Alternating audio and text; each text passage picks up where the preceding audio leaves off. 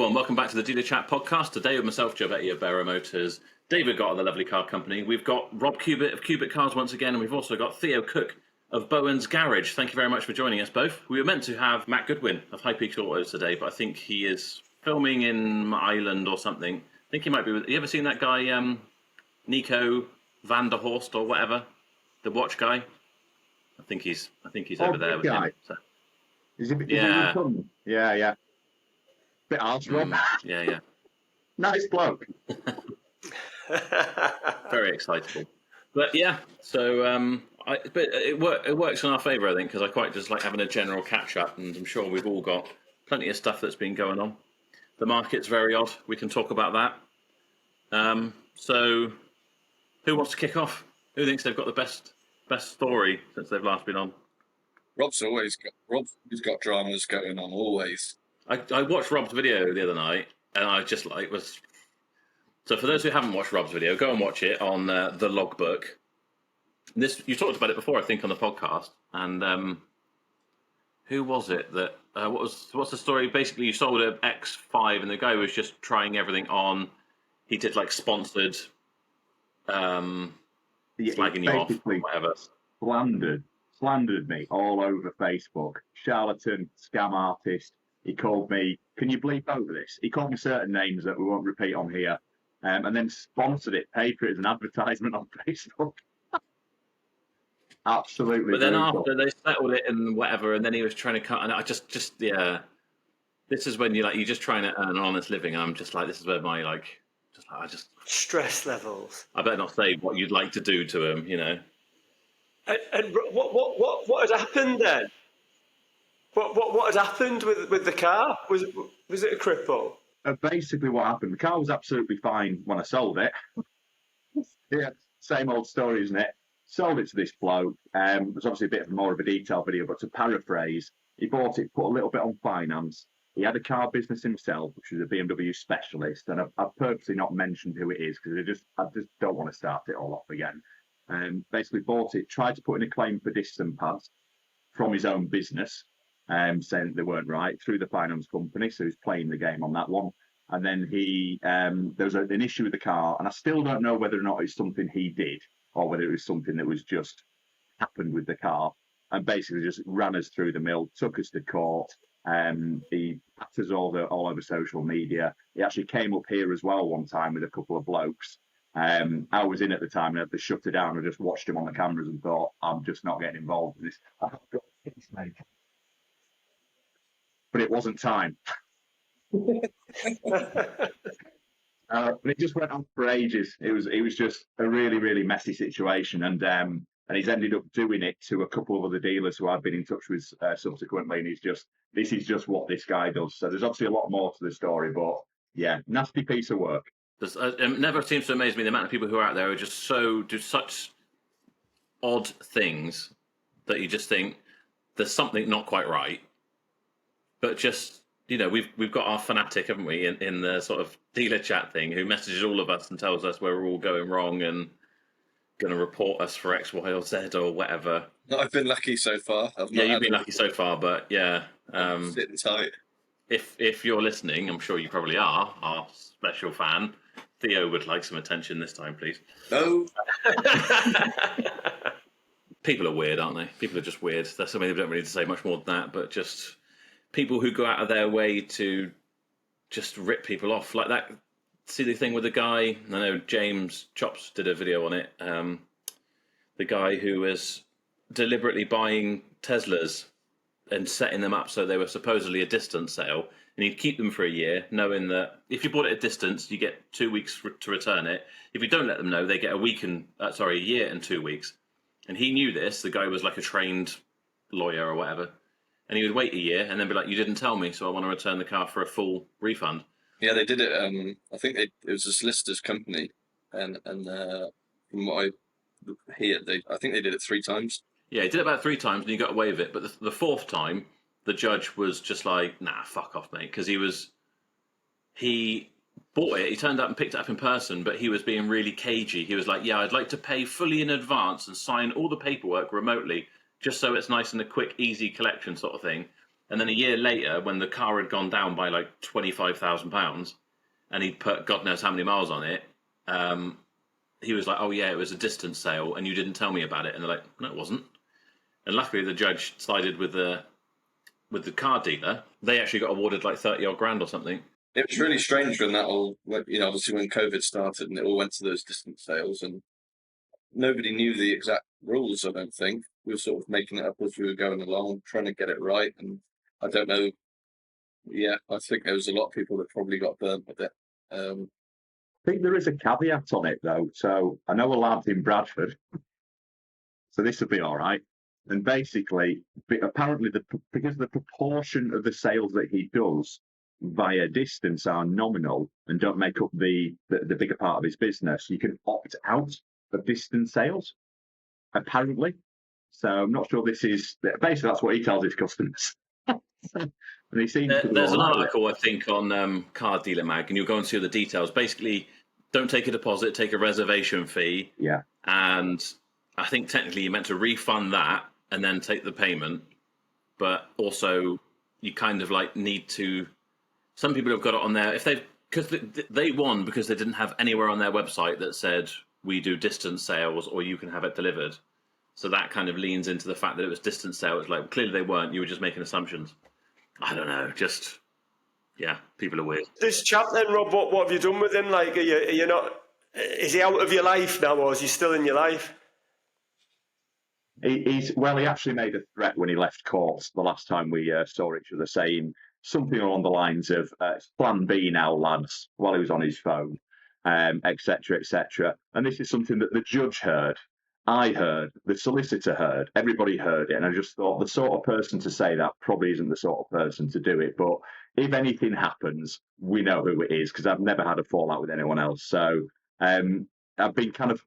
The problem with these situations is when your mates get involved, and because of the area that I've kind of grown up in, I'm not a big hard man, but a lot of the people I hang around with or used to hang around with are, and there's people are kind of making suggestions about different ways to deal with it. But as far as I'm concerned, it's done. He still owes me money. I'm not going to push for it. I'm not going to push for the slander and the libel and all that sort of stuff. As far as I'm concerned, it's done. But if anything happens, we know it's not done. But I just don't want to go there. If you come into work and all your goldfish are on the floor. That happened once. I put them... I was transferring tropical fish tanks and I put them all in a bucket and put a heater in the bucket just to kind of... It was a long story, but two weren't getting on. So I bought another tank to try and sort of separate them. And I left the heater in the bucket overnight and I'd not set the temperature right. I came in the next morning and they were all on the floor because they just had enough and jumped out the bucket. It was grim. My missus was very upset. Oh, let's hope there's no one from I'm not going to have you back on the podcast, Rob. We can't have all this. It's all going to have to be cut out. Let's hope there's no one from the RSPCA. Hey, these things happen. Dave's dog in the boot story was the limit, I think. Oh, did that get put out? I didn't know if that got put out. Yeah, it did. Yeah. But yeah, well, I had a bit of a nightmare on Saturday. So I went to Krakow for a weekend. Only got back yesterday, and when you're tired, that's when you always make mistakes, don't you? That's when you always like bugger up. And basically, I got to Krakow, and I've been putting loads of adverts on Instagram and Facebook, trying to get people to buy cars on finance and whatnot. Anyhow, one of the adverts got took down last week because I don't know, I hadn't done the advert correctly or something. So then Saturday, when we got there really late, so flight left at 9:30, got to Krakow about like 2:00 in the morning, and when you're just messing about on your telephone, get in bed and that, I was just messing about on my telephone, knackered. I should have just put the phone away, but I didn't.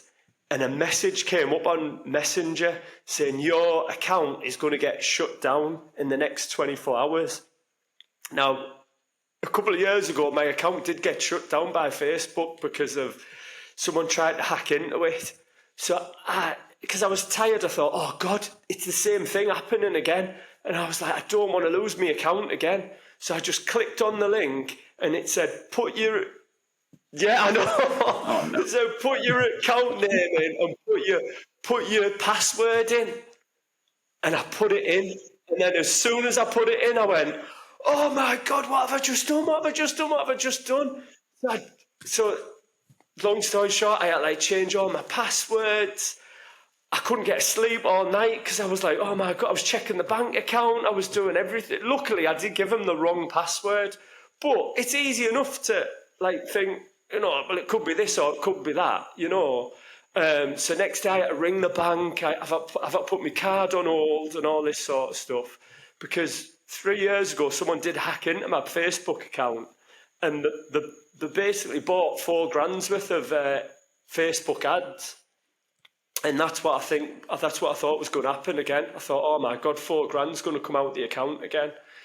So that was my stress at the weekend. It nearly spoiled my holiday, but I cancelled everything the day after, and then it was okay. So, but what I'm trying to get is, this job we've got, we are dealing with like big amounts of money, and you've got to be so careful all the time. But we all make mistakes every now and again. Didn't you pay your workshop with an extra zero on the end as well? Did you put that on the dealership? I did, yeah. Rather not talk about that. Yeah. Instead of giving the mechanic, instead of giving 1,400 quid, I give him 14 grand by accident last week. So it was a bad week last week. But Not for them. I had one not that long ago. So basically, we've got a guy who watches the channel. He's a really nice bloke, and he has got the same name as a guy that works for me, bar one letter on the end. It's like an E on the end of their surname, which is Hardwick. And he actually sold us a car. So I bought a car off of him. So he saved in my payees. And then the guy that works for me was like, oh, what was it I did? I can't remember. I either had to pay him for something that he paid for or something. It was, I don't know, it was like 1,500 quid or something. It wasn't his wages. It was just either he was going off to pay for something and I wasn't going to, but whatever it was. So I was going through my phone and there it is. And I saw this name and it didn't have the E on the end, but just didn't even think. And I was like, I didn't even remember there was another person with that same sort of name. I thought it must have just cut it off because it can't fit on the screen. So I sent it to him. Didn't think any more of it whatsoever. Even the guy I work for didn't say, oh, you haven't sent me that money, until I got a Facebook message and he's like, so the reason you've sent me 1,500 quid? And I was like, oh, shit. I sent it to the wrong person. I'm like, so sorry, mate. Is there any chance you could send it back? And he did, but plenty of people would have just blocked me and been like, lovely. He probably thought, oh, Joe had a really nice touch on that car and he's just given me a bit of extra to say. What he actually said was something like, I hope that's not his wages, or I hope you're paying him more than that or something. Yeah, it's easily done, isn't it?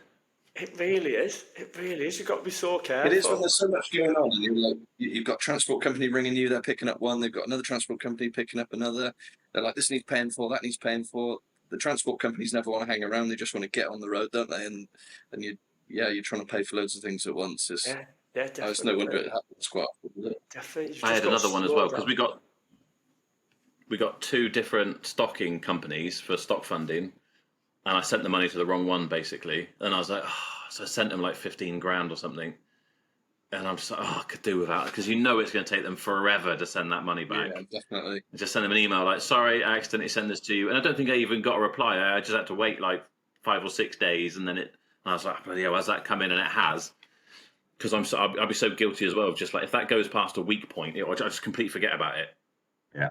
I would never normally forget about 15 grand, but that's just the way my mind works. I did the same. I was paying someone's finance off, and I think it was Jaguar Land Rover, and the reference number had saved from the last time I'd paid them. And so I just went through the process, paid however much it was, sent it, thought nothing of it.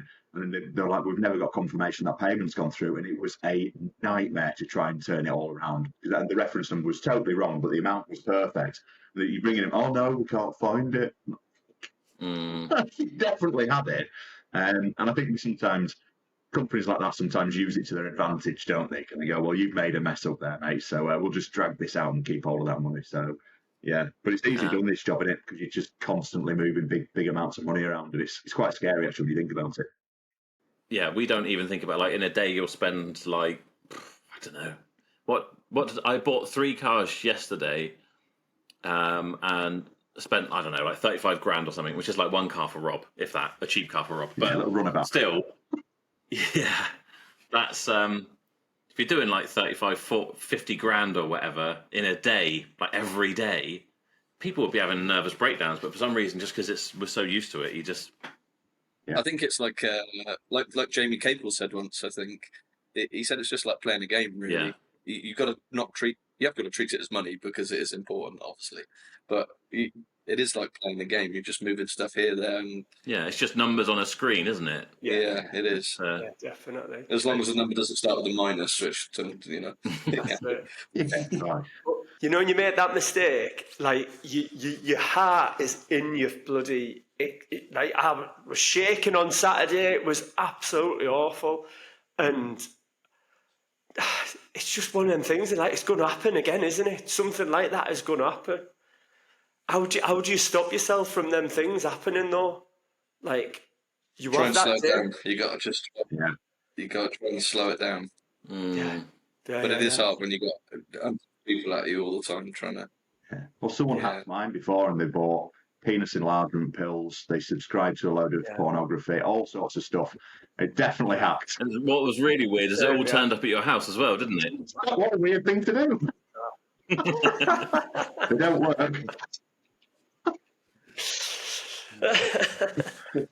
Have you all been busy then? Have you all been busy selling cars then? Has it been flying then or what? This is what I was about to ask you, Dave, is how you've been, because Theo that's why he looks so relaxed today, is because he's been selling loads. Rob hasn't. I've been sort of ticking over. But what have you been like, Dave? Oh God, like it's always me who's the one, we're dead. We're absolute, but we've been flying. Yeah, it's been really good. So I think it might be something to do with putting these body kits on. Sorry, Rob. Sorry, mate. I don't know. It's just. It's good to hear it. I know it is. You know what as well?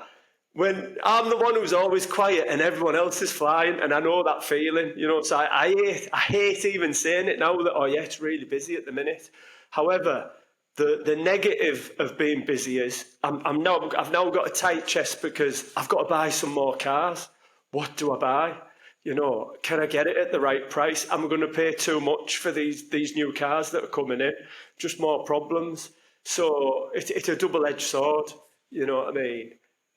Picture's empty. It's half empty. Literally, we are half stocked probably.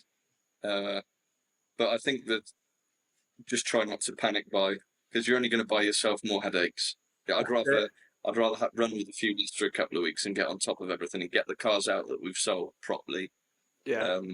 And just buy the stuff as I'd normally buy it. Because if you start going crazy, it's you're just going to buy yourself big headaches. You need a few more Fiat 500s, Rob. Yeah, they do all right. Oh no, 4KAs, wasn't it? 4KA. None of this crap. Rob, you know when you're selling this type of stuff then, like, how many times a day does your phone go? Can you have days where the phone doesn't go at all? Yeah, so I mean, this last 2 weeks has genuinely been shocking.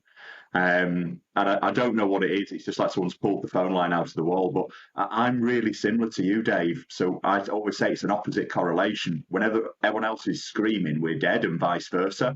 So for me, it's been all. I don't mind it because we've been able to kind of catch up on a lot of things. We're doing sort of the YouTube-y stuff as well, so we're sort of doing a bit of that. So it's just allowed me to like reset and focus.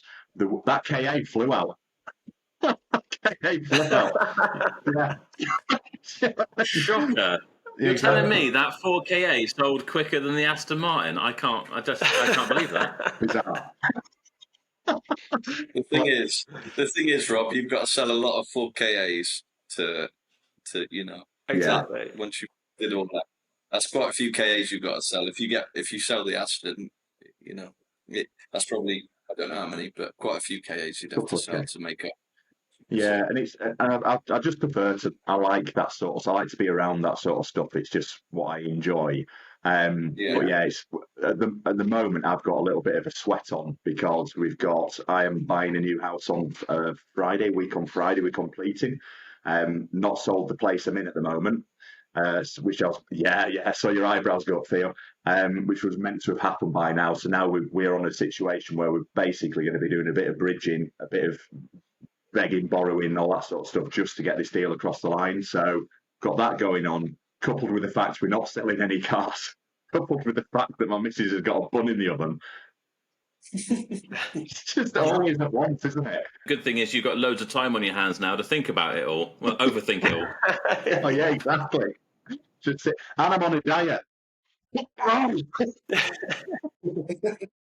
But it does come back. That's what you've got to tell yourself. Like, you know it's going to come back. The amount of times that I'm like, oh my God, it's absolutely dead. We're never going to sell another car. You just get that one sale, get the momentum going again, and you're going to be fine, aren't you? It's nice to hear that, Dave, mate. Thank you. I appreciate it. And you're absolutely right. I've just not had a quiet patch for a long time. And when it comes, because I've stocked up like a nutter as well, because it's been so busy. I'm like, yes, buy it, whatever it is, buy it. And now my showroom is literally full to the brim of cars. The phone goes quiet, and you do just start to rock in your chair, don't you, thinking, what have I done? But we've been here so many times before. Everyone around you is telling you the same thing, which it'll be fine, don't worry about it. But in your mind, you just can't compute that. So it'll be all right. We need a little floodgate just for a couple of weeks, get a few cars out, and I'll be better again. But at the minute, I'm just angry. You can never have it as you want it. If you're selling loads, you're stressing because you've got to get them out the door. You've got to buy more stock. We've got loads of sold cars out the back, but I've got no room for new stuff that's arriving. Doesn't matter what you do. Whether you're selling loads, stressing about something. If you're not selling loads, you're stressing about something. Yeah. It's just. You're absolutely right, mate. We all chose to do it, didn't we? No one's forcing us to do it. And then when the phone goes and you get excited that the phone's going and you go, hello, and they go, excuse me, is the Ford K still available? And you're like, fuck's sake. Yeah, exactly. Well, I bought a car from you 3 months ago. Uh-oh. Oh, don't even get me going. The warranty claims at the minute are absolutely brutal, and it's always like this, isn't it? So I've had my VAT quarter this month, which was, because we'd had a good quarter, was horrific. Then I've had a gearbox going a Porsche, a gearbox on its way in an Audi, a turbo going an X3. Like all the biggies. I just need a knocking engine, and we'll have nailed the lot. I've sent it on.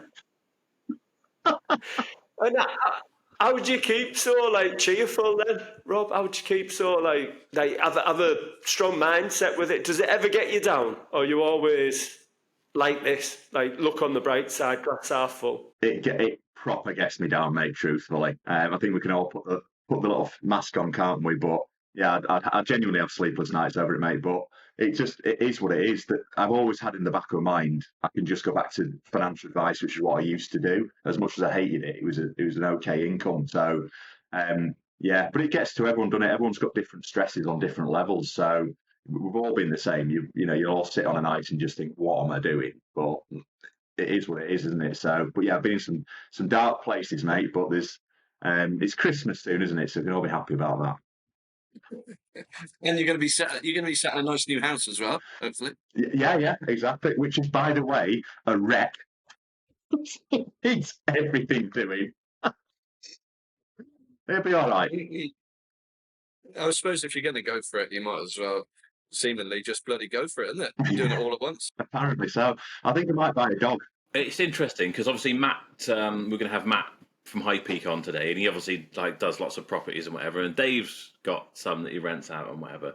And the more I think back, with car sales and whatever, and you're like, I can do this, do that, and I do love it, and I think it is more of a lifestyle business in a sense, because I think if I could find the right houses and perhaps I was willing to travel about and do them, I'd make an awful lot more money doing up houses and selling them and renting them out and whatever, because the most money I've ever made was from buying houses and doing them up, living in them, selling it. I think things might change on that, Joe, come the 30th of October. I've got a sneaky feeling Labour are going to kick us into touch on property. Do you think that's why you might have gone a bit quiet, Rob? Yeah, I genuinely think the budget has got a lot to answer for, because it's scary, isn't it, that we've got a totally different party and they've got to totally change the system, or 22 billion quid. I think it's worse than that. I don't know what it is, but yeah, there's got to be some massive changes. And unfortunately, what they like to do is go, the backbone of the country, small businesses, easy target. And I think we're going to take a bit of a pillicking, especially the property stuff, because with my old place, I've been toying with the idea of renting it out. And when you actually add it up, the amount of additional stamp duty you've got to pay on the new place, the amount of tax I've got to pay on the income that will come from it, everything just doesn't. You make 50 quid a month basically if the tenant that's in there doesn't go, oh, the tap stopped working, we've got to call Joe out. Yeah. Yeah, I do agree. I mean, I used to rent a place out, and I made like 250 quid a month out of it to have maybe like 70 grand tied up. It really obviously didn't make sense. Yeah. And I know they've made it harder even since then. But I just mean, I don't know, if I could afford to take time off, say, if I wanted to, just buy a house that's a wreck, like you are, that I think has got good potential. Yeah. Do it up over the next couple of years, and then you sell it. And I mean, they might change all this in the budget, but there's no capital gains tax to pay or whatever. My last house, my last house, I bought it from the Queen, believe it or not. It was the Crown Estate anyway, but it was such an old one that it was still like, well, it said like, on behalf of Her Royal Highness, blah, blah, blah, blah.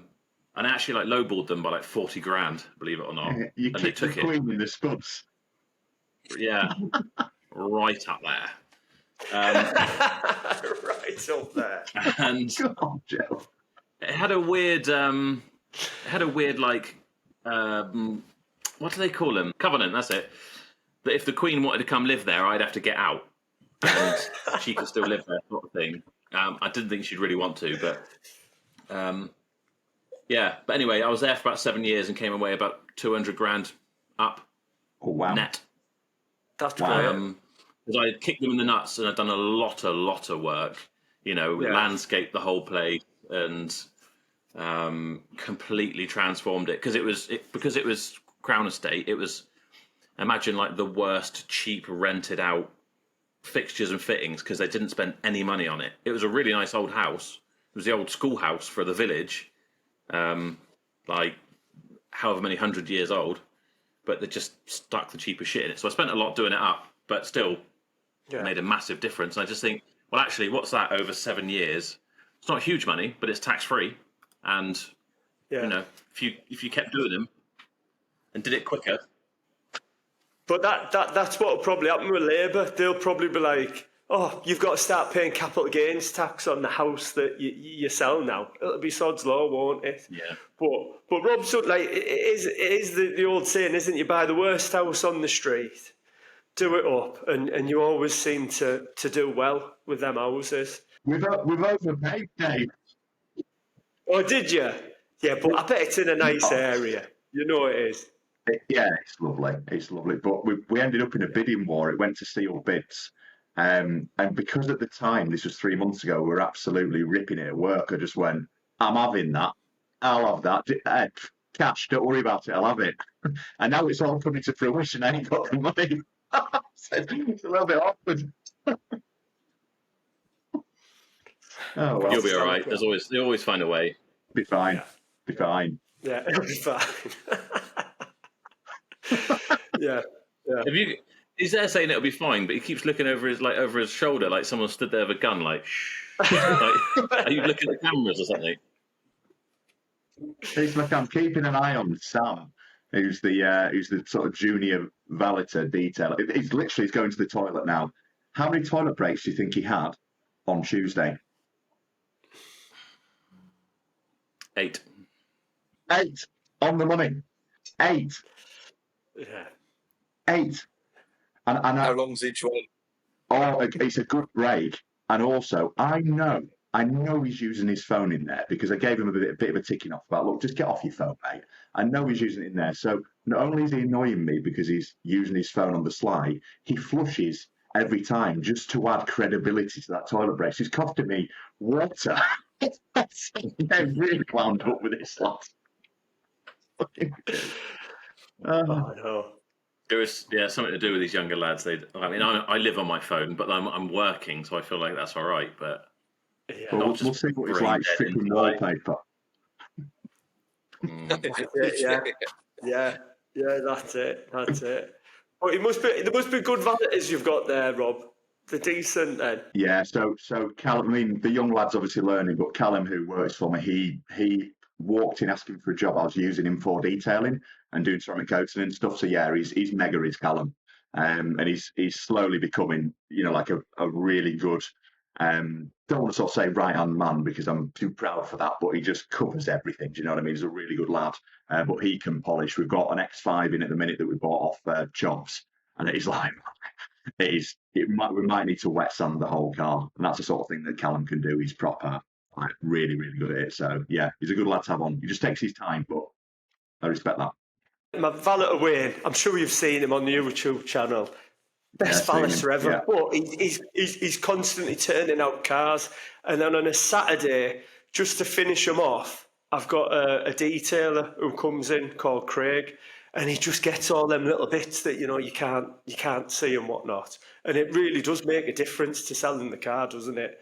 It does help you get them out the door. It's the absolute basics. I remember going to look at a Mercedes at Mercedes years ago before I was in this. We all had an old life, didn't we, boys? I remember going looking at it. It was just filthy, just absolutely minging, and it literally is the absolute. You're spending 30 grand or 40 grand on a car and they've not washed it. It's just absolute basics. So yeah, I think your valeting staff are probably, you'd never tell them, but probably your most important staff. Yeah, when I went to pick up my new car from the main dealer, and I was like, my boys are turning out Fiestas and KAs and i10s a lot better than this brand new car that I was going to buy. And you think you can't really cock it up. It's brand new. There shouldn't be any, but it was awful. It was horrible. Yeah. Yeah, definitely. Weird, isn't it? Did you all start off cleaning cars as well when you first got into this? Because that's what I used to love when I first started selling cars, was the cleaning. Like, I genuinely enjoyed cleaning them and making them look nice. It's instant gratification, isn't it, Dave? Cleaning a car, instant. Yeah, that's why I find sometimes now I'll look at a car and I'll be like, right, that only wants like half an hour spent on it, so we can get pictures of it. And then you walk back out again once you've been doing something else, and it's still there 2 hours later, and I'm like, why is that taking? And I know I probably come like, how come this is taking so long? We've got to do this and do that, and I know I'll probably come across as a right dick, but I'm like, you've done that long. I know. Like, sometimes I'll get out there in a fucking rage, and I'll be like, hoovering it, like, look at this, yes, done, it's ready, it's gone. That's why top tips for leadership skills. I've got 6 at the back that have arrived, and one of the boys has taken a couple of days off, and all of a sudden there's like 6 out the back with sold loads, so I want to get them on and pictured and everything, and they're sat there looking at me. I'm like, well, we're on a good run. We could have them sold by the weekend or early part of next week, whatever. Yeah, and we've got gaps on the pitch. Yeah, I don't want to tell them. I don't want to keep beasting them to try and hurry up because I'd rather it was done. Yeah, this is the problem, because we'll get like a queue, and they go past my office here now, go in a queue into the wash bay, and because you've got 2 now, Joe. You've got 2 now. Yeah, I got 2 now. Yeah, and I want them sort of done, sort of things. But the thing is, if I go out there, I'm like, let's just get them done really, really quickly. Let's just get through all of them. We got 6 to do. Let's just and if we've got to come back and do bits after, and then they'll put them through. I'm like, oh, you haven't done it properly, or whatever. You haven't done it very. Why is this? You can't have it both ways, can you? Do you do the pictures as well, Joe? Sometimes. Do you do the pictures? No, I don't. I don't do anything, Dave. Really. See, I do the pictures, mate. I love doing the pictures. Yeah, I absolutely love it. Well, I don't love it, but no one does it as good as me, I always think. I've said the same thing, Dave. I've done it flat. I've done all the pictures for 12 years since we started, every one. So if I go on holiday, so I came back from Mallorca a couple of weeks ago, and there were 9 cars waiting for me to do pictures and the walk around videos and all that. I came in on a Sunday, I did it. It took me like 10 hours to do it. Then you got to edit them, put them on. Yeah. It took me literally 9 o'clock in the morning until 10 o'clock at night doing all these. And I thought, that's it. I've had enough of this all the time. Yeah. So one of the Valeting lads, who's actually really good on socials and all that sort of stuff, he said, well, I'll do them. And I was like, well, I'm a bit dubious because I'm so picky with what they're like. They've all got to be in the same order, the exact same angle, same everything. But 2 days we trained him up, and they're just as good as mine now. So I don't know what I worried about for 10 years, wasting my time. But But yeah, so he's doing the pictures now. I'm still doing the videos. That'll always be my little thing, I suppose. That's the one thing I think maybe I should take back over, but like doing the videos is kind of like my thing, I guess. Yeah. Yeah. But yeah, I was the same. I used to like the pictures have got to be my way. You start with this angle. Then you do that one. You've got to have this. Like you haven't got. If someone else did it, I'd just get like you haven't done that. Why haven't you got this in? Whatever. But Jason, who does them now, he does them better than I do. So. Well, when he first started doing them, I was getting a bit. I was like, "Well, that's the wrong angle," and he was like, "Well, I'm a foot taller than you, so it's going to be different. It's going to be a different angle." Yeah. And what about yours, Rob? Do you do yours, Rob? So I used it similar. I used to do all the photos myself, and like I think that was the one part of the job I really enjoyed actually. Because I used to go when we started. There's a place called Rudding Park, which is like an old hall. And that's where I used to photograph them all and really enjoy it.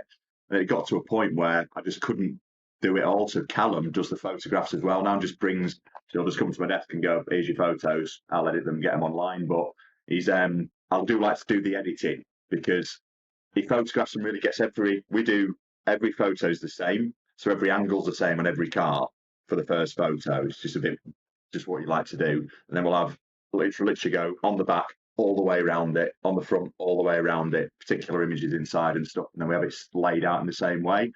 Sometimes when Callum's editing them, not a criticism, but I like the car just right in the image. He'll sometimes have it just a bit that way or just a bit that way. So I think it's the editing that's maybe a little bit more important, but. This is what we've been having. I was like, you need to straighten them up a little bit. This one needs to be, and he's like, what are you talking about? Straighten them up. I'm like, oh, I'll show you. And he's like, I don't know what you're talking about. I've no idea what you're doing. I'm like, well, I know. What camera do you use, Theo? Trusty smartphone. Smartphone. Yeah. Oh, okay. I bet there's something on a smartphone you could give him, like make him download an app that puts a level on it. So I was going to say, if you've got like actually using a proper camera, which we like to use. They've got a level in them. If not, just find one of those little, the little levels that you get on a TV wall bracket, and just glue it on the top of on the side of his phone for him, so it's always level. Yeah, it is. He's got one of the new iPhones. It's bloody good, to be honest. Shout out iPhone if you want to sponsor us. iPhone spot on. What they go? We've got a fair chance. The pictures are bloody good. They are. We do all our YouTube stuff on this. All the YouTube stuff. Do you? Do it all on that, Rob? All on the phone, yeah. Except if we do a time lapse of like fitting a kit or whatever, and we'll use a GoPro to time lapse it. But yeah, literally everything's on an iPhone 15, and it's just. But the problem with that is, it's your phone, so it's ringing, and you'll miss calls or you'll be editing. You'll think, go away. So I could do with splashing out, but it's Yorkshire. Not going to happen. No, it's not happening down the road. Got an house to pay for. No, and then there's me that's got like. All this stuff on the wall. ITV. Cameras, microphones. That there. Where's my thing? This brown thing that looks like a glasses case. It is a glasses case. In fact, I'm going to go and get them. I bought them for the raffle website, and no one really bought tickets, so I've got them now. Are they the Meta ones? Meta, whatever. Yeah. What are they? Yeah, Meta sunglasses. Yeah. They've got like speakers in and. That's right. Hello. Oh yeah, but they got cameras in. Very nice, right? Do you know what's mad about me? Huh? Need to be on your Harley with them, mate. You nailed it. Yeah. Oh God. Arnie, eat your heart out. And where are you? These things are crazy. Though. What's your office like, Theo? Then are you in like a? This is very much. I don't want to say a shed. We're very real. But it is a shed. All right. It is a shed. Roof. That's nice. Yeah. That. So this is it's a clock house officially, but they call it a cock house. They call it a cock house. So you're off to the cock house. Yeah. Don't lock the cock house. But we only do the sales stuff in here. So because it's cold in the winter, boiling hot in the summer.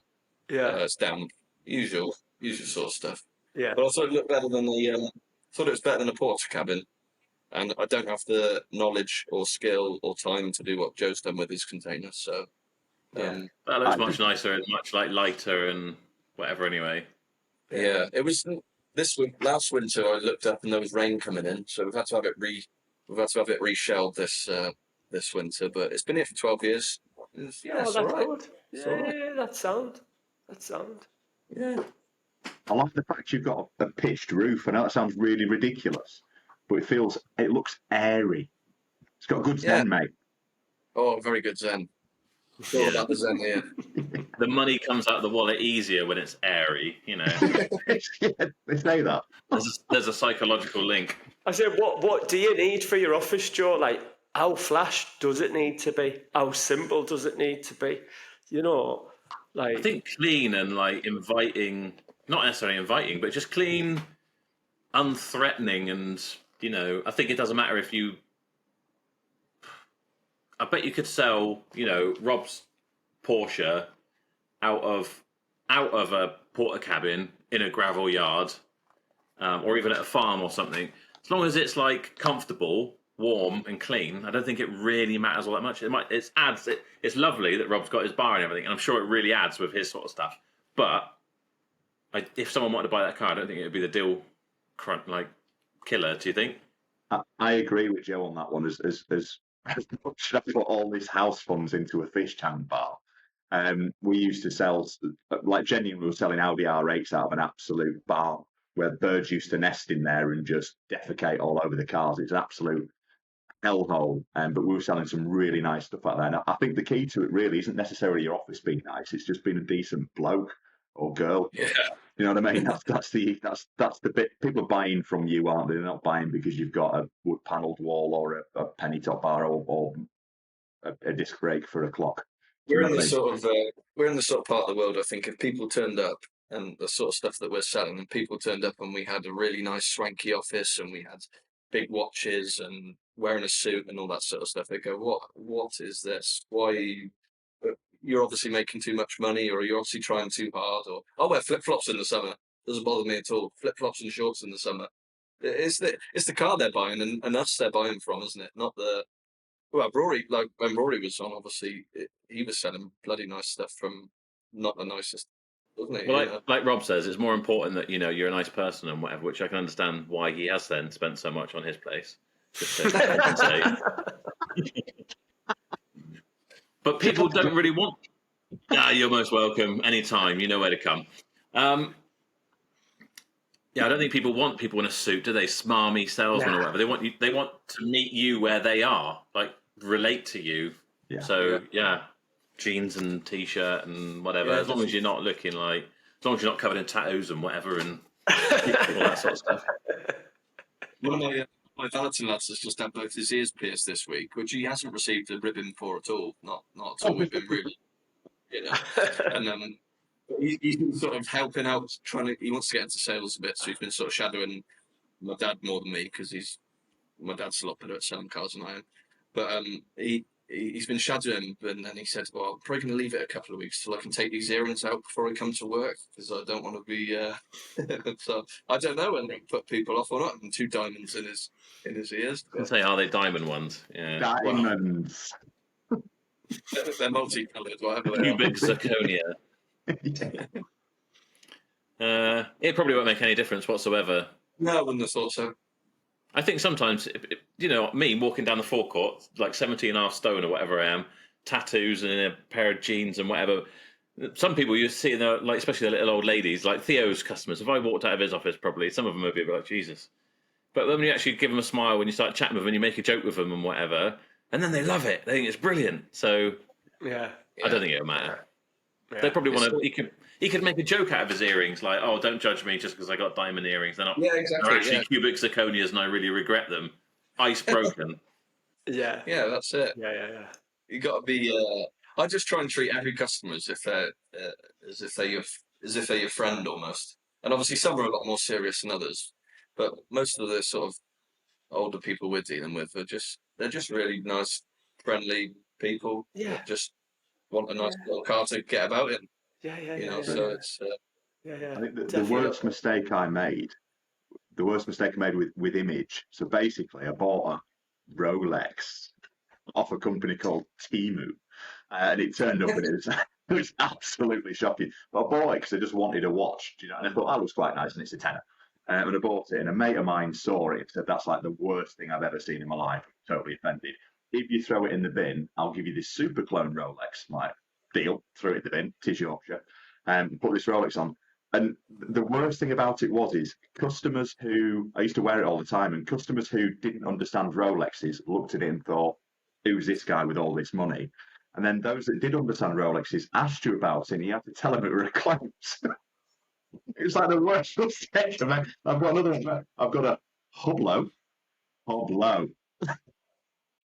just because it's less offensive than a Rolex. But yeah, I think image is really important in this game, lads. And I think if you come across as too showy, don't work. Like, Rob, what's your thoughts then on wearing a Rolex as a car dealer? You know, do you think it is signalling to people, or is it a no-go? But for me personally, I think wearing a Rolex at an awards ceremony full of car dealers might be appropriate. And I think that's where I'd draw the line on it. I think nice watches are a wonderful thing and they're an incredible piece of engineering.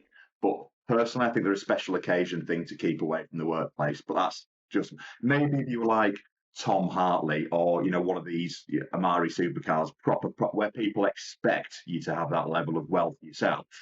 Yeah, that sort of makes sense. But I think day to day, I think you just either look like a pillock or look like you're doing too well. That's personal opinion. With the fake Rolex. What about you, Joe? 'Cause I know you like your watches. Yeah, I haven't got anything like a Rolex. I said never spend that sort of money, but my watch is like a 1970s. It's a Tag Heuer. It cost me, I don't know, like 500 quid, but it is genuine, Rob. And I just like it. I like it because it's vintage and it's smaller than like the modern day watches. I hate big watches that just look ridiculous. Yeah. I don't know. Do you know what? I think the difference for me would be, I think if I turned up wearing, probably can't see, but like cargo trousers and a long sleeve top or whatever, maybe normally I would have Barrow Motors, but I know I'm not customer facing today, and I had a Rolex on, I don't think it would jump out as much as if I was in a suit and I had my Chelsea boots on and I had my shirt tucked in and then I had a Rolex on. Then I just think you look like a bellend. But I think if you can look like, same with anything.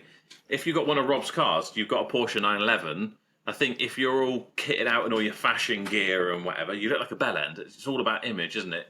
Yeah. If you actually genuinely enjoy those things, I think people can maybe pick up on that. I don't know. I like watches because I just think they're cool. I love the mechanical part of them. I still don't want to spend loads of money on them, but yeah. I was at the Nürburgring on the weekend, and which was amazing, by the way. If you've never been, get a car, a Dinger, whatever, take it there. It's the most amazing place in the world as far as, but awesome. Anyway, there's loads of ththese nice cars. There's GT3 RSs, there's McLarens, there's all sorts there, and obviously you've got. They're quite, the people are quite showy, shall we say, even though they're going around the track. And then you've got the locals who turn up in their 20-year-old Golf GTIs and their old I don't know, BMWs, E36s, was it? I don't know, whatever they were. The old M3s and stuff. And they are, and they don't care. They don't care about all these Ponzi cars there. They are just there to go as fast as they possibly can, get out of the way. But yeah, the people with the nice cars were slow and quite showy. But I think that. So I don't know in your world, Rob, whether you get too many or most of the customers pretty sound, do they? Genuinely sound. Like that, I find that end of the market, and this sounds awful, but that end of the market, people are buying cars because they want them, not because they need them. And for them, it's like as special as you make that occasion for them, the more responsive they're going to be to that. Because it's like oh yeah, I've done well, I'm going to buy myself this. Whereas when we sell sort of mid-range car or the sort of lower end of the market, you find that people are, in my opinion, really, really analysing you and judging you. And actually, if anything, because they're spending all of the money on something that's going to be very important rather than I can chuck 50 grand at that because it's going to be a toy and, it'll match my other one. So I think that the big end of the market I enjoy, but I also, to be honest, I think I prefer selling cheaper cars because I prefer the customers just feel, when you go right to the end of the process and they're picking up the new car, it's really, really important for them. Whereas people are just buying, so we sold that Ferrari 360 ended up going, and he ended up buying a 458 as well from another garage because he wanted the two together. That was an amazing experience to sell that car, and him, buy the other one. It was great, but you kind of thought it didn't feel special. Do you know what I mean? Whereas selling a KA to someone who's moving from a Gen 1 KA because it's finally failed its MOT feels special. So that wasn't an answer, mate. But there you go. Do you ever think you go back to selling? Do you ever think you go back to selling more mid-rangey stuff, or do you reckon that sky's the limit now? I did a video about this recently about being at a crossroads because I genuinely don't know. So as it stands at the minute, I just want to keep pushing this and keep going as far as I can go with it and if we can get into some really heavy stuff, I think it'd be amazing. More so I can drive them. It's purely selfish. And then see what goes there. But I've genuinely thought about where I'm buying this new house. It's not far from where I set up the business, which was basically a rundown old farm. And a little part of me thought, I could just get rid of all of this, get rid of the headache. And the place that we're buying's got, I wouldn't call it land. We're not like Joe, but it's got a little bit of, you can get more than one or two cars or more on the drive. And you kind of think, I could go back to just storing them there and selling them from home, just little cheapies. And I think I'll probably enjoy it more, but I've begun the process, mate. So the answer to that question is, I'd do it, but not yet. You're happy doing these German stuff, Dave? Yeah, I'm really enjoying it at the minute. I think with me, I got stuck in a rut of selling stuff that I didn't like, but it was still selling. And I thought, oh, well, do you know what? I'll just stick at this because it's making me money. But it is so true that if you're selling stuff that you like, it does sell quicker. So, and it's not that I actually like German stuff better. It's not. It's just the fact that, we're tarting them up a little bit. We're making them look different to everyone else. And then when people are ringing up, they're not ringing just on price. They're actually ringing because they want the car. Where before, we try and, sell stuff quick and sell it cheaper. So at the minute, I'm really enjoying that. And I haven't had that many warranty claims at the minute. So that makes you, that cheers you up, doesn't it? But I don't know. There is no magic for it. The problem with us is we all change our minds too often. We always think the grass is greener on the other side, and we always think, if I do this and if I do that, then I'll be happy, then I'll be this, then with that. I've told myself this year I'm sticking to this one thing I've got 10 months left of it now, and then I'm going to assess the situation after 10 months, and then I'll decide whether to stick at it or not. Because too many times I give it 2 or 3 months and then I change again. I mean, the lads here must think I'm mental. One time I'm like, I'm just going to sell minis. Then I'm like, let's just sell 7-seaters. Then it's this, then it's that. Like you have just got to stick to one thing, and that's what I'm trying to do. And it is making me happier at the minute. I think you've got a really good shout there, Dave, mate, because there's a company, I forget what they're called, they just sell, there's Munich Legends, I don't know if you've come across them, so they just sell BMW products, they're all M cars, and then there's another one, AEG or something like that, and there's an argument for just selling one brand or one type of car, because then you really know it and really truthfully understand it, and when a customer rings and goes, I've got this light on because I did this, you can go, it's that, and you can sort it. So I've been in the boat where I thought, do I just fill this place with AMGs because that's what I love? And you're just like, well, I'll need another £1 million. And I don't know. I think you've got a valid point there for finding something and sticking to it. But at the same time, we're reachers rather than settlers, aren't we? It's why we're doing this. So something will come along and you go, ooh, shiny. Yeah, we'll try that. Yeah. I found it quite hard. So getting to sort of, we've always done the same stuff, basically, from when we started. That has been our thing, low mileage, boring, that is all we've done. And speaking to you guys, and the more I've sort of been on YouTube and the more I've spoke to people, and you're like, if I could change and do something like that, that looks like a good idea. And then and my dad's like, hold on, let's just think about how we've got to today is because we've done it the right way that works for us. So just carry on. Maybe when he retires, I might go completely mad and just start selling. Run the business into the ground. Well, he's still the big boss. He's still the big boss. I've got to look after him. So, but it is difficult. Yeah. What do you think, I Joe? think what you've got's good. Do you know what? It's that time of year, isn't it? I assume all of you have had your like end of year accounts now for your business and whatever. I'm sure everyone's limited. And I see like on all these. I was gonna get it. It works well because I was gonna ask this. I'm seeing quite a lot of people saying like, I'm just like giving up my pitch, and I'm gonna maybe sell some at home, or I'm just gonna stop selling them, or whatever, because it's just too much hard work, and there's just not enough money in it, and you can't get the stock, and competing with the likes of Motorway and all the customer expectations and everything. I think even in the like 5 years I've been doing it, it's definitely got harder. And I look at my end of year accounts now. I am going to do a video on it, but I'm just like, I could make a lot more than that, a lot easier than all this shit I'm putting up with. And I realise it's been a bit of an epiphany for me that I've been running it as like a lifestyle business, really, because I do enjoy it. I love it, even though I know I'm not making as much money as I want to. Like, I love coming in. Get the new cars in, you fix them up, you get a customer on the hook for them, and all that sort of stuff. But then I'll also buy stupid stuff. So I think you've got it. Like, need to try and lean into like the numbers of it now, which is less like fun for me, but like less margin but much less risk. So I'm really enjoying it at the moment. Like I said yesterday, we went and bought 3 cars from Cars Bought More.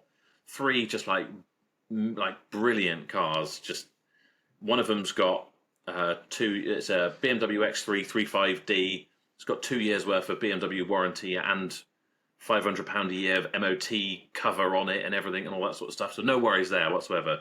The other one's a Toyota RAV4. It's got warranty until 2027.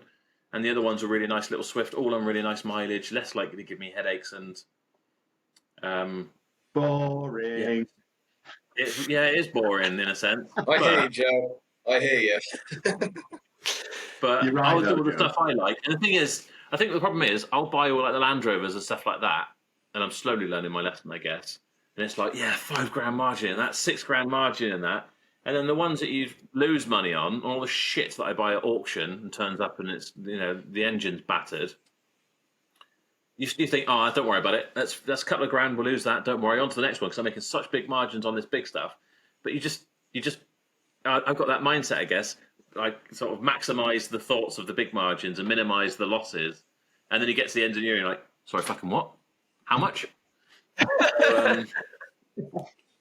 It's true. We Yeah. sort of our margins are so our margins don't really vary. They're within 200 or 300 quid on every single car. So we know that each car is making us X amount on the pitch, and that's how much. And they don't really come back that much. So you can sort of it helps you. I think it helps you plan a bit as well because you sort of know how much.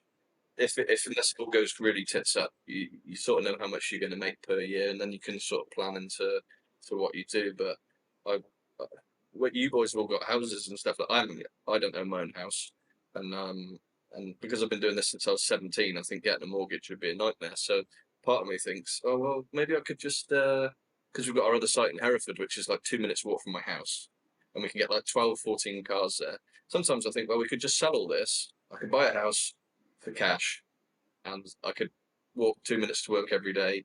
I'd have my 12, 14 cars, which I could run, stand on my head 4 days a week by myself, and have an easy life. And then other times I'm like, oh, let's just get bigger and better and have more staff and do all that sort of thing. And This is exactly what Dave's saying. That's how my mind flips. I'm like, yeah. I've got my farm. Do I just kind of get rid of everything and I just do a few from down there? Because I do feel like the smaller you are, the more concentrated and the better you are. Then you try and scale. It's so much harder. It's a real like juxtaposition. This job, I think. Always. To be honest, I got into it because I thought it was easy money. Not easy money, but an easy way to make money quickly.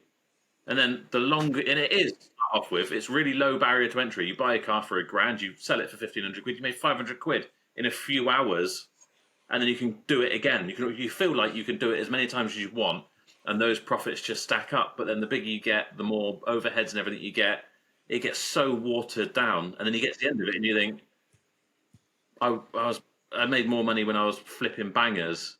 When you had Umesh on last week, obviously I got great respect for Umesh, and my dad actually, when he was a regional manager for Inchcape, knew Umesh when he was looking after one of his garages when Umesh was still a salesman. So that was like in the 90s. And the sort of, we've not based our business on that, but we've known about him for a long time. And he's still doing the same thing, however many 30 years on. He hasn't got much bigger, and he hasn't. And but I bet he's got, obviously, from what he was saying, it compounds, doesn't it? Even if you even doing it like that, if you do it year on year on year on year, you're going to end up in. If you do it properly, you're going to end up in quite a nice position. And but it is, you've always got drag, haven't you, where you can try and make a lot of money quickly, and that's when you get into the. I've always said with this job, Theo, like I want to be in it for the long haul.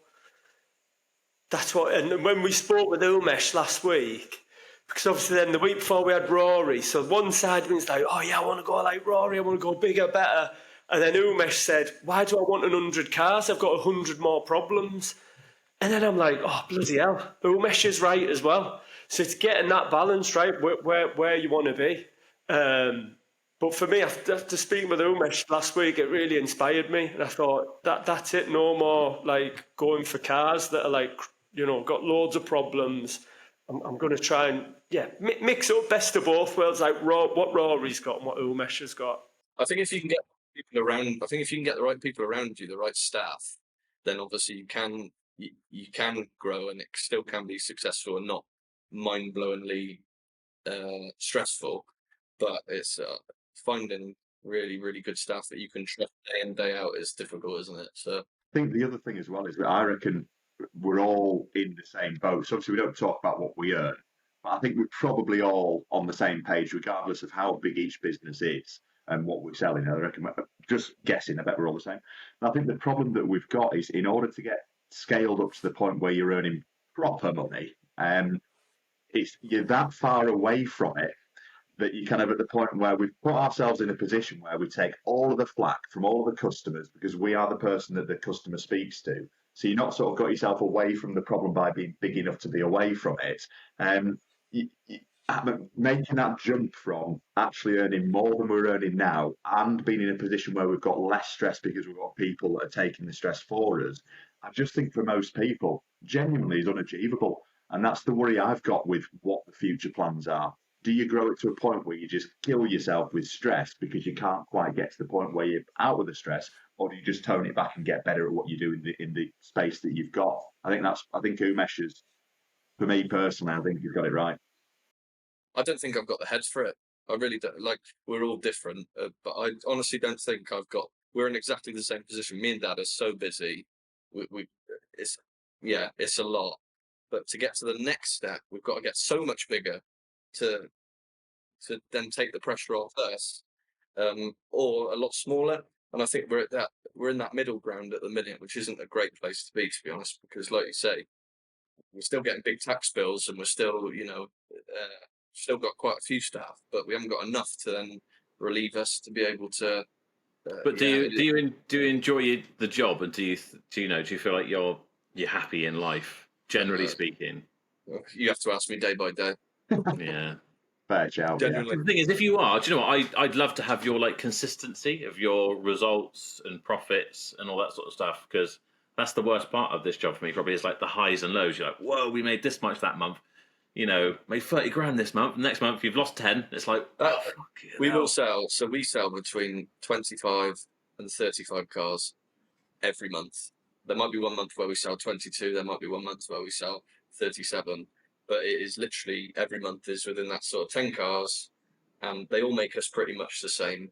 So it is a bit less stressful on that type side of it, because you can sort of plan, and we own our stock as well, which obviously is a massive help. But, Rob's right in what he says about the scaling. I know I've been saying it as well, but my personal situation, obviously I was like, right, the garage is running, it's ticking fine, I've got everything how I want it, I've got my salesman in there, I'll hire another admin person to help him out, and I really want to step away. I've got this separate office, and I want to do more YouTube stuff and podcast and stuff, because I really enjoy that. But actually, I was so busy with doing videos and extra channels and stuff like that, then I would just be like, I couldn't get away from that to get to the garage to make sure everything was going okay. So I was stressed about that, and then when I got there, everything wasn't going okay, not by my standards. So then I'm like, I've got to try and sort this out now with the last hour I've got left of the day. I was miserable. I really was getting miserable, and I was like, I don't know, what do you do? So I'm like getting really hands-on again with the garage now. I'm going to try and just do the bits and pieces that we do, the video stuff anyway. But I actually want to be back as a manager type role again, and really kind of overseeing everything, making sure we're not buying shit part exchanges, making sure that I'm buying nice cars and whatever, and so much happier just being back in control again. That's your bread and butter, isn't it? That's what you built the whole business on. So yeah, but also I think because I feel like it hasn't done as well as I'd hoped last year. I'm like, right, this is really good actually, because now I've got a challenge. I've got all the benchmarks from before, but no monetary change from the year. Like, we doubled like revenue, but the money was still the same at the end of it. I'm like, right, okay, this is interesting. This is a challenge for me now.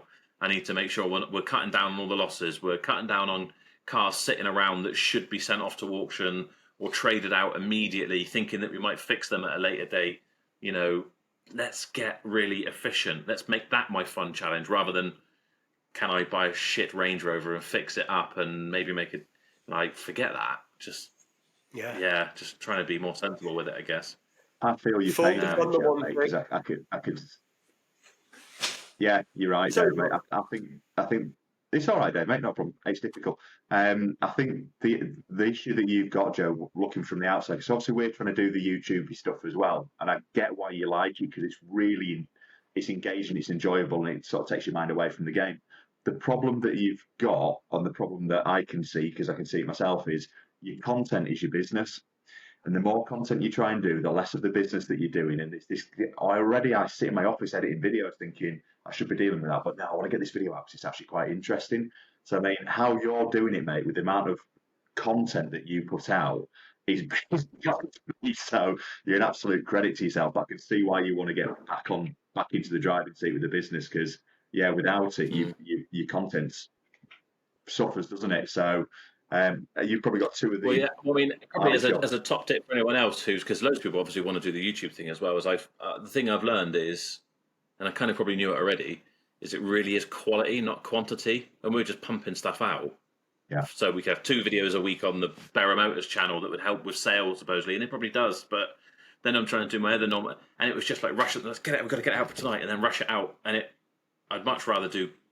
And the views will tell you as well. You get better when you're doing less. So it's quality, and it should be the same with the cars. Rather than me trying to get another site and put more cars in, I need to buy much nicer cars. When someone walks on here, I can feel it's not like, oh yeah, I mean that one's all right, but yeah, it's 120,000 miles or whatever. It's like every single car. There's no reason why it can't be every single car out there. It's something I'd be really proud to give to anyone in my family or whatever. Nice low mileage, good example. Hasn't been bad, hasn't got 1 million owners, and has got a nice margin in it for me as well. And I'm not worried it's going to bite me. There's no reason why I can't have those same 40 spaces and make more from them. If I had a platform like yours, Joe, where you've got Cars Bought for More and you're getting offered all these cars, that is where you can really, because you will have most of the people who are going to be contacting you, the cars are going to be nice, and it's just getting the transport sorted, I reckon, to get people out there buying them, because that'll be. I really think that's where you could have a whole pitch of cars where you're not having to buy. I mean, the best thing that's ever happened to us is not buying from auction, to be honest. Yeah, and I have had a run of really bad ones recently. I'm just like the same for us, Joe. This YouTube channel we only put it out once a week, but in my head I thought, we could blast loads of stuff out all the time. But if I do one a week, I'll keep it going for the next however many years. Where, like what you're doing, I think you might fucking burn yourself out if you do so much stuff. Just being honest. 100%. Just being honest, but I couldn't do what you like. You're just peppering it out all the time, which is amazing. But to run a car business at the side of it as well, it's just like, take me off to you. But the amount I was putting out, it was literally getting to the point it was pissing people off. I don't blame them. Seeing my face pop up 5 times a week. It's like, on this 90 minutes. They want to follow it because they're all interested. They're all interested. They'll follow all the different channels, but then they're just like, this is a bit, people just get bored, won't they? Even if no matter how much they like you. It's like me going home to my missus. I like her, but bloody she get on my nerves. I've got to spend too much time with her. I'm sure the feeling's mutual, Joe. Huh? I'm sure the feeling's mutual, mate. Yeah, I'm sure it is. Yeah. You have got the personality for it. You've got you have got that thing. So maybe it is definitely, it's quality over quantity. Exactly the same with our cars. It's exactly the same thing. And for me with this YouTube thing, the best thing about it is just the cars that we get from people and the connections we make. I mean, we don't really get that many views anyhow, but it's still made my business 10 times better than what it was. And also it keeps us accountable, meeting people like yourselves, seeing what you lot are doing in that. And it keeps me motivated. That's the main thing. You say about this time next year, I know that I'm still going to want to do this. I'm going to want to do this when I'm 65. I know that. Personally, Joe, so I know Dave's having a go at that. I quite like your videos, mate. So I think that was a bit out of order there from Dave, to be honest. I think you're all right. but Jenny, I think you knock out some quality stuff, mate. It's difficult, isn't it? That it's easy for other people to say slow down and back off because you'll burn yourself out, but you've still got it in you, mate. You keep going. You're not far off 100,000 subs now, are you? I think we'll stick to what I've done for the last 18 months, which is like 3 videos a week. So we do our weekly video on the Saturday, which keeps all the regulars happy. People love it. And then a couple of other videos in the week. But what we were also doing, obviously we've got the podcast and stuff, but that's minimal effort for me, really. But I was trying to do like a car review on the Barrow Motors channel. We do like walking around the forecourt on the Barrow Motors channel. God knows what else. And then you start doing stupid stuff like buying cars because you think it'd be interesting for the channel, like a high mileage Range Rover, and you lose money on it, which you don't make back on the video. And I actually think that just doing what you do normally and not leaning into the YouTubey clickbaity type thing will get better results anyway. Like the video I did the other night about the guy that bought the Jag and then had seen my previous video, how much I paid for it at auction and wanted money off and then got stroppy and kicked off, performed better than buying some piece of crap. So, and Adrian performed perfectly. I used to listen to Chops saying, car sales is first and then the YouTube second. And I started doing okay with YouTube. And I'm like, well, do you know what? Actually, this could be a career. This could make, it does make more money than my car sales currently. And I'm like, I'll just do that. Why not lean into that? But I think it's actually hurt it more than anything. But anyway, I'm waffling. It's getting that balance, isn't it? Yeah. And until you're doing it, and until you do it for a couple of 3 years or whatever, you won't quite figure it out, will you? But yeah. But there we are. Right. God knows how long we're gone because I keep dropping out, so I haven't got a timer on mine. But what's a positive note to end on, Joe? Yeah. Don't see why not. Anyone want to leave on a nice positive story? Anything anyone wants to get out before we head off? I'm about to buy a high mileage Range Rover for YouTube. Excellent choice. Actually, right, yeah, positive. So we've just sold a Tesla Summit, and the bloke has part exchanged a Land Rover Discovery manual and had a new clutch last year. So should I sell it or should I trade it? Can you make 500 quid trading it? I think there's $3,000 in it. $3,000. What would you do if it had the clutch in it? Would you risk it, or do you think there's just going to be more problems? What age is it? Oh, do you know what? I don't know. I think it's 14 plate. Okay. For $3,000? No, they did a Disco 4 in a manual. No, there's a $3,000 margin in it. No, you said I'll have it for 3. I'll go with you first. I'll have it for 3.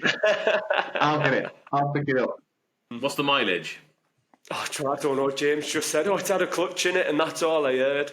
So it's that thing inside you, isn't it? You're like, I want to give it a go. But then your rational brain has to kick in. Do you know what I'm sticking to now? And I keep breaking it, and I said this for ages, but I really am going to stick to absolute maximum 10 years old, absolute maximum 100,000 miles, but that's got to be something like really interesting or special. But otherwise, I want to stay to like under 70, 80, and yeah, I guess they're the main things. But good condition, all that sort of stuff. Not buy some of the stuff like a leggier Audi. Unless I go to an auction, I need some bit of content. That, you know, a leggier Audi that will have a decent margin in it, but there's only got one key. It's got no service history. It's a bit tatty, but there's good money in it. I just don't want to know. I'm just so sick of some of these warranty things, and like, you know, like the RS4 that I bought and sold, made a couple of grand on it, had some fun driving it, but then had to spend $5,000 on the warranty. I'm just like, why? This isn't a business. Yeah, You got to be really strict on stuff. you have. Yeah, haven't so you? I think you need. You've got to I be think so maybe set disciplined. yourself a set of rules, Dave, and then see if that car falls into it. But you know what I found quite refreshing about it is I'm like, it doesn't fall into the rules, even though I know I could make $2,500 out of it on the forecourt. I'm going to trade it on, make 500 quid. It's gone and out, and that money's straight back into something that does make me the right money. And I haven't had the headache with it, and things are actually moving quicker, and it's like an easy turnover. Yeah. If you're on the fence, Dave, and you're thinking, "Oh, shall I, shan't I?" In my mind, that's the decision made, isn't it? If you're even questioning whether you should retail it or then you should Go retail for it. Oh, Send it to Rob, Taylor return. exactly. It'll sell quickly, that's the thing, and it will cheer Rob up until it comes back. Right, There we are. Right, go and have I a look will at leave it now. there. I will put everyone's links in the comments, including Rob's stellar YouTube channel that would no doubt overtake me soon, I think. Challenge accepted. The logbook. Huh? I'll host you next time, Joe, mate. Yeah, fine. It won't take long. It's going really well. It's going really well. Thank you, mate. So I'm enjoying it. It's the main thing. Yeah, at least someone is. Anyway, we'll leave it there.